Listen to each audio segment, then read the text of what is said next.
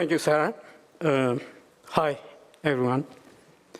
It is such a privilege to be part of this event, and thank you for having me. My name is João Boavida, as Sarah said. I'm all the way from Timor Leste. It took me nearly 2 days to get here, and it's such a privilege. Let me start my sharing with a simple question. How can we talk peace when we can't even afford 3 full meals a day? I would like to ask you to keep that question in mind as I take you through my 8-minute sharing. I've been asked to tell my story of peace building as a peace builder. I was quite reluctant at first whether to accept it or not, simply because of 2 very modest reasons. One, something I'm not quite comfortable doing, because we should focus on the work and not on the individual. And second, after 15 years in peace building, I'm still not sure whether I have rightfully merited the title of peace builder. But I have been persuaded, and here I am to share my story, which begins with how can we talk peace when we can't afford 3 meals a day. That's right. That was the very question I was asked when I facilitated the first community dialogue in Timor Leste back in 2007. It was a female participant and a former member of one of the clandestine networks that operated during the military occupation of East Timor. In response to my own question, which, what do you consider to be the key priorities to peace in your district? And she looked at me, somewhat quite emotional, and asked, how can you expect us to talk about peace when we can't afford 3 full meals a day?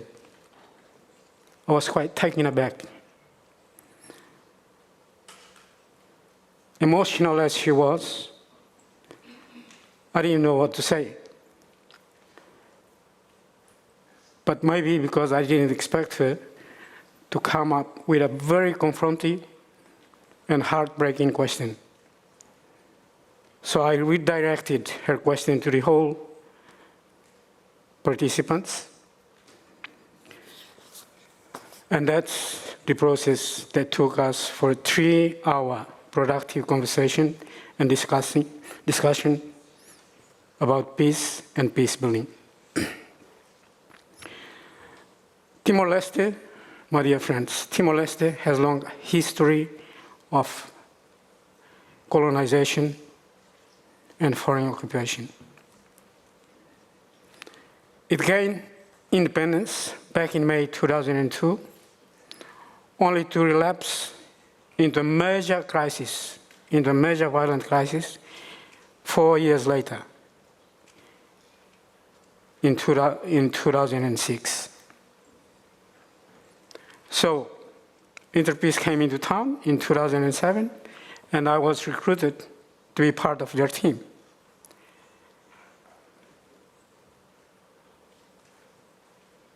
The country-wide consultation we undertook was led and driven by local communities, which we selected on the basis of their understanding of their own priorities, their own grievances, the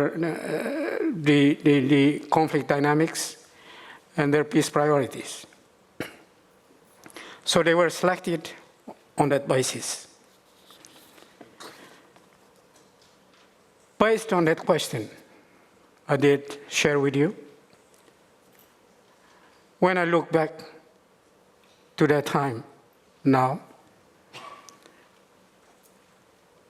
the striking point about this very question is that 17 years ago, a woman from a rural community in Timor Leste was able to conceive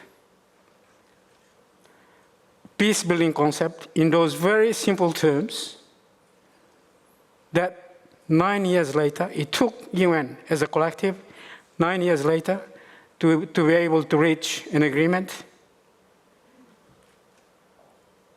to come up with a new concept of peace building, which is sustaining peace. That is, to bring the international actors of building peace from the international level to the local level. What we call today is the localization of peace building. But 17 years ago,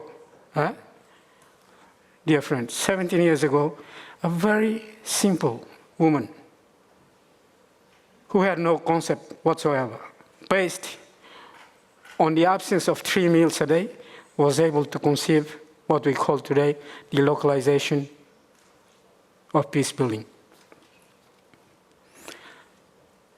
So deep down, in the process of undertaking that community dialogue, I was not quite sure which direction, I was going to take the crowd, because I was already biased by her wording of peace as in the absence or the presence of 3 meals a day. So I began to ask myself, how indeed I and my team had expected her and all those present in the room to be able to talk about peace in a country where 73% of the 1.3 million people live in the rural communities and have to eat less because they can only survive on 50 cents a day.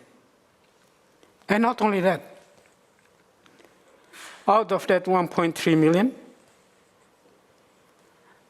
73% of the population are under the 30 years of age. And there we were to talk about peace. When?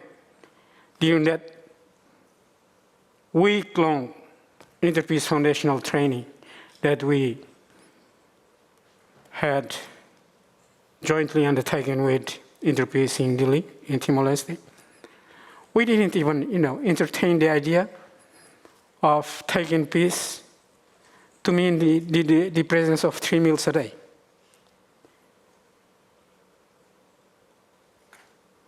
So, after a 3-hour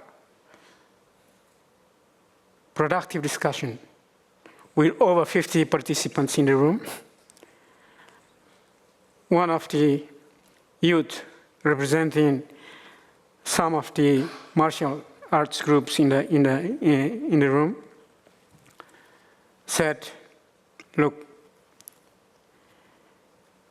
not only during the military occupation, but right now, in the post-independence period, we young people, by and large, we are vulnerable to for mobilization as instruments and object of conflict by the politicians when it comes to political party campaign as well as major political events.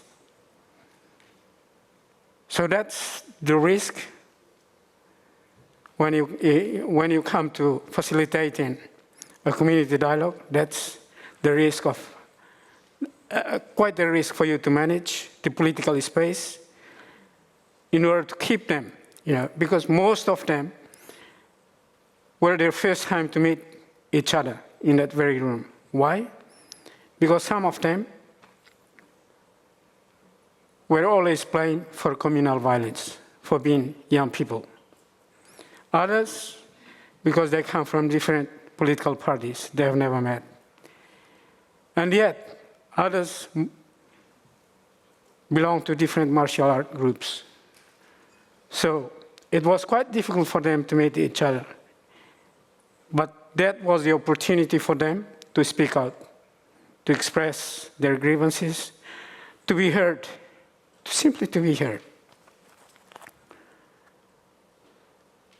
And in the process of the dialogue itself, they actually came up with very good ideas, with very good ideas in response to their own priorities they themselves identified that were later on taken to be the basis for the government to develop best public policy to address the very priorities they had highlighted.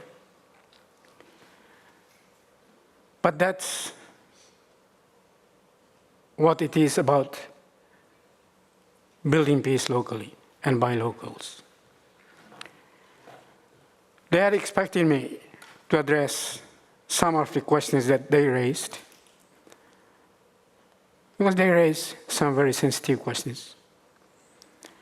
But I simply told them, look, it is such a privilege and quite a pleasure to have had the opportunity to listen to you, to learn from you, that in a very simple terms, you have defined what peace is on the basis of your very suffering situation as you have lived.